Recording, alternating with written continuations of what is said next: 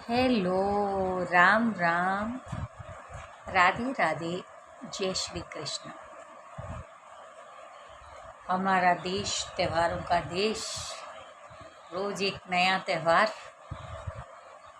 कल है नाग पंचमी। नाग पंचमी में हम लोग नागों का सत्कार करते हैं, दूध पिलाते हैं और मीठे जवे जो होते हैं वो बना के खिलाते हैं। कई लोग आज कल के दिन मीठे पूड़े भी बनाते हैं और गुलगुले भी बनाते हैं। लेकिन नाग पंचमी के त्यौहार की मैं आपको कहानी सुनाना चाहती हूँ। आप कहानी सुनाती हूँ मैं आपको कि एक बार की बात है।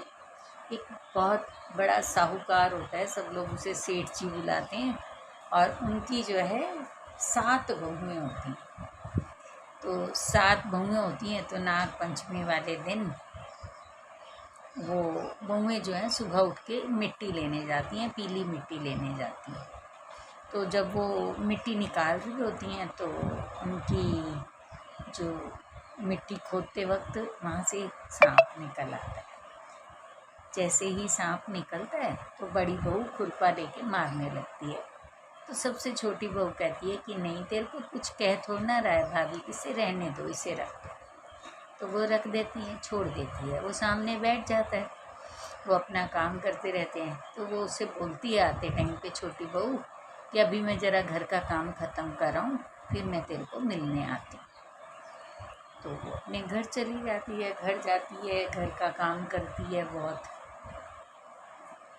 तो वो आती है, भूल जाती है कि मैंने कल वादा किया था। फिर अगले दिन जब दोबारा वो सुबह जाती है, उसे याद आता है तो वो वहाँ जाती है तो वो वहीं बैठा हुआ मिलता है। तो वो कहती है, सांप भैया मेरे को तो देर हो गई, मेरे से गलती हो गई, मुझको क्षमा करो। कहते अगर तूने तो मेरे को भाई बोल दिया, अगर भाई ना बोला होता तो कोई और होता तो मैं उसे डस लेता। अब तूने भाई कह दिया तो मैं तेरे को कुछ नहीं कहूँगा। तो वो फिर कहती है कि हाँ, मेरा तो कोई है भी नहीं आगे पीछे, ना मेरा कोई भाई, ना बहन, ना कोई, कुछ नहीं है। तो अब भाई बहन बनाया है तो निभाना भी मेरे साथ। तो कहते हैं ठीक है। अब वो क्या करती है, घर चली जाती है। घर जाती है, थोड़े दिन बीतते हैं तो 8-10 दिन 15 दिन के बाद उनके घर एक आदमी आता है, लड़का आता है और आके कहता है नमस्ते सबको। तो उसके ससुर जी को बोलता है कि मैं ना अपनी छोटी बहन को लेने के लिए आया हूँ। तो उन्होंने कहा तेरी छोटी बहन की, वो आपकी छोटी वाली बहू है। तो वो उसे देखती है, वो समझ जाती है कि ये तो वही है, नाग है। तो वो कहते हैं कि मैं तुझे लेने आया हूँ, मायके चल तू अपने। तो वो कहते हैं तू तो इसका तो कोई भी नहीं है। तो वो बताती है कि नहीं, मैं ना बाहर गया हुआ था तो मैं वापस आ गया हूँ, तो इसलिए लेने आया हूँ। तो वो भेज देते हैं ससुर। अब वो लेके जाते हैं तो उसे रास्ते में वो बोलता है, देख कहीं पे भी कोई रास्ता टेढ़ा मेढ़ा ख़राब लगेगा तो मेरी पूँछ पकड़ लेना, मैं तेरे को कुछ नहीं होने दूँगा। तो वो ले जाता है, उसको ले जाता है तो वो उसे अपने घर ले जाते हैं। वहाँ जाके तो छोटी बहू की आँखें खुल जाती हैं। वहाँ पे हीरे जवाहरात, मणियाँ, पैसे, बहुत कुछ होता है। इतना सामान होता है कि वो देख के घबरा जाती है कि इतना सब कुछ। तो उसकी सांप जो सर्प होता है, उसकी माँ और उसके पिता भी उसे बहुत प्यार करते हैं, बेटी की तरह। माँ कहीं जाने लगती है तो वो बोलती है मेरे बेटे को दूध पिला देना, पर इसे ना ठंडा दूध पिलाना, इसे गर्म दूध मत पिलाना। और वो काम कर रही होती है, काम करते में उसे याद नहीं रहता, उसे गर्म दूध पिला देती है। उसके मुंह में छाले पड़ जाते हैं। तो वो कहती है, तूने डांटने लगती है। तो वो कहते हैं नहीं, और उसके पिता भी मना करते हैं, नहीं बेटियों को नहीं डांटते, कोई बात नहीं। तो फिर वो एक दिन कहता है कि चल आ बहन, तेरे को अब छोड़ाऊँ, बहुत दिन हो गए। तो वो उसको लेके जाता है, खूब सारा सामान लेके जाता है, खूब सारा, इतना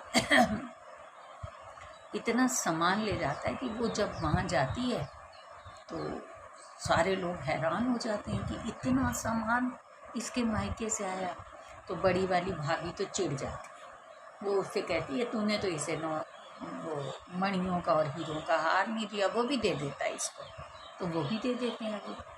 अब उसके पास जो चीज़ वो बोलती जाती है वो दे देता है, वो सारा सामान दे के और चला जाता है।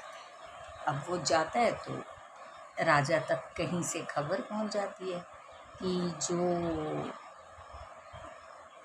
उसने हार पहना हुआ है, वो रानी, उसके राजा की रानी कहती है जो हार सेठ की छोटी बहू ने पहना है, मेरे को तो वो हार चाहिए। तो अब राजा अपने नौकरों को भेजता है और दूतों को और बोलता है सेठ को कि अपनी बहू का हार लेके जाओ। बहू तो हार दे देती है। अब दे तो देती है पर अंदर से बड़ी दुखी होती है, वो हार लेके चल पड़ता है। अब वो हार लेके जाता है और वो पहनने लगती है तो वो अपने एकदम भाई को याद करती है, भाई फिर मैं मुसीबत में हूँ। तो कहता है क्या हुआ? तो वो बताती है कि ऐसे ऐसे करके मेरा हार ले गया, लेकिन तू ऐसा है कि वहाँ कुछ करना मत, वहाँ पे जब मतलब वो मेरा हार पहने तो उसके गले में सर्पों का हो जाए, और जब मैं पहनूँ तो मणियों हीरों का हो जाए। तो वो ऐसा ही होता है, जब वो पहनता है तो मणियों हीरों का हो जाता है, जब वो पहनती है मतलब जब वो पहनती है तो वो हीरे मणियों का हो जाता है, जब क्या बोलते हैं रानी पहनती है वो सर्पों का हार बन जाता है। तो राजा देखता है और राजा उसको नतमस्तक हो जाता है और वो उसे बता देती है कि ऐसे ऐसे करके मेरे को सांप ने मेरे को अपनी बहन बनाया और इसी करके ये ऐसा है। तो राजा उसे खूब सारी धन दौलत चीज़ें दे के वापस भेज देता है। जब वो वापस सारा धन दौलत लेके जाती है और जाने के बाद वो देखती है वहाँ पे धन दौलत सब कुछ देख के, तो वो कहती है कि हाँ क्या बोलते हैं, जब वो पहुँचती है तो उसकी जो बड़ी जुठानी है वो सब कुछ देख के देवर को सिखा देती है और उसे सिखाती है और उसे बोलती है कि ये पता नहीं कहाँ कहाँ से पैसा लाती है, और ये वो उसे बहुत बातें बोलती है। तो उसे डर लगता है कि अब तो मेरा पति भी मेरे को नाराज़ हो जाएगा और मैं तो कहीं गई भी नहीं, कुछ मैंने गलत भी नहीं किया।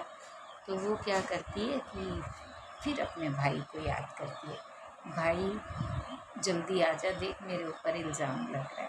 तो भाई आ जाता है, भाई आके उसके पति को, उसके ससुर को सब बात बताता है कि मैं नाग हूँ और मैं इसकी सब इच्छा इसलिए पूरी करूँगा, इसने मेरे को भाई बनाया है। तो वो सब लोग बड़े खुश होते हैं और फिर उसका पति भी बहुत खुश हो जाता है, उसके ससुर भी, और उसका बहुत आदर सत्कार करते हैं और उसे दूध पिलाते हैं। नाग पंचमी वाले दिन जो नागों को दूध पिलाता है, नाग उनकी भाई बन के रक्षा करते हैं, उनके अंग संग सहाय खड़े होते हैं। बोलो नाग देवता की जय।